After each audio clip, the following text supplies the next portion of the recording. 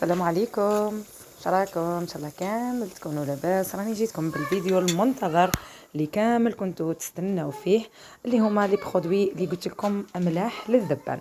راني درت لكم شغل، طولت لكم في لي فوتو كيما هكذا باش ديري كابتور. ديروا كابتور يا البنات. الاول اللي هو هذيك البخاخه يا البنات، تهبل ديري منها 2 رشات ما تلقايش حاجه. والثانيه اللي هي صانيبو، هذاك توب وانما توب راه متوفر عندنا في كل المحلات. مي هذا توب لازم تكون القرعه نتاعو فيها الحشرات، لازم تكون مرسوم فيها الحشرات.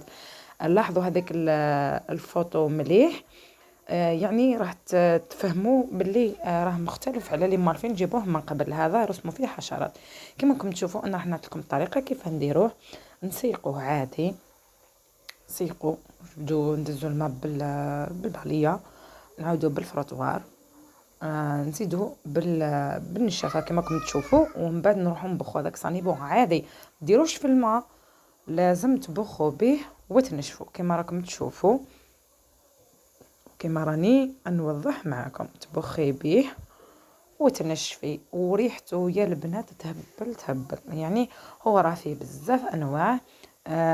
يعني هو صنيبو عادي، مي قلت لكم القرعه لازم يكون فيها هذوك الحشرات. كما راكم تشوفوا نيتواي الشمبره تاعي الله خليتها تبرق، ودرت صنيبو تاعي. وهذه القاروره الصغيره ستار ماكس هذه. ثاني راني قلت لكم مليحه بزاف. انا راني جبت لكم 2 انواع.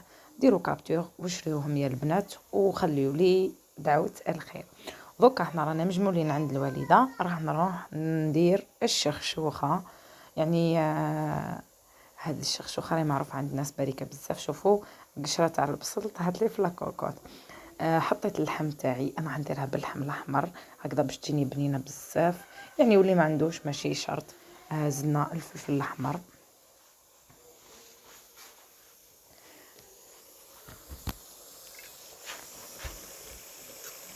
نزيدو الكزبر الاخضر المرحي، باسكو كاين ناس يديروا راس الحانوت. انا ما سبورتيش في الماكله تاعي بيسك فيه بزاف مخلطين فيه بزاف لي زوبيس.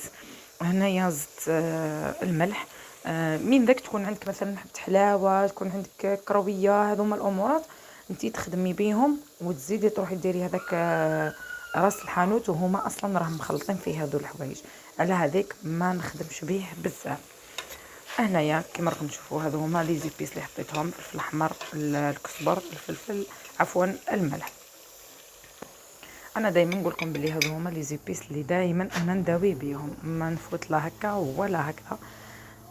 درت الزيت، اذا كان عندك زيت كنتي قاليه به من قبل، بعد الفلفل راح يجيك احسن واحسن. واهم حاجه يا البنات في الشخشوخه اللي هي البصله. يعني اكثر حاجه ديريها في الشخشوخه البصله.